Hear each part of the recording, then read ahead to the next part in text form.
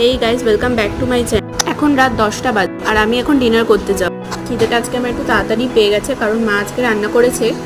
এই দেখো, এইটা রান্না করেছে আমার ফেভারিট চিকেন বিরিয়ানি। যখন চিকেন বিরিয়ানি বাড়িতে রান্না হয় তখন কি আর বেশিক্ষণ খিদে চেপে রাখা যায়? আজকে আমার তার জন্য খুব তাড়াতাড়ি খিদে পেয়ে গেছে। এমনি সময় আমি 11টার আগে খাই না, কিন্তু আজকে আমি 10টার মধ্যেই খেতে বসে পড়েছি। চিকেন বিরিয়ানি আমার খুব পছন্দের হলো, আমি কিন্তু বাইরে চিকেন বিরিয়ানি খুব একটা বেশি খাই না, কারণ ওর মধ্যে যে কেওড়া জল গোলাপ জলগুলো দেয় না, ওগুলোর গন্ধটা আমার ঠিক সহ্য হয় না। তার জন্য আমি মাকেই বাড়িতে বলি এরকমভাবে চিকেন বিরিয়ানি বানিয়ে দিতে। আর আমার মা কিন্তু কলকাতা স্টাইলে দারুণ চিকেন দম বিরিয়ানি বানায়। আজকে এখানে আমাদের বাড়িতে ডিমটা ছিল না, তার জন্য মা শুধু ডিমটা দেয়নি। ডিমটা হলে একদম পারফেক্ট জমে যেত। আর এদিকে দেখো, বিরিয়ানি রেখে আমি আর ওয়েট করতে পারছি না, তার জন্য আমি একটু খেয়েও নিলাম এখানে। দারুণ হয়েছিল কিন্তু খেতে, মা দারুণ বিরিয়ানি বানায়।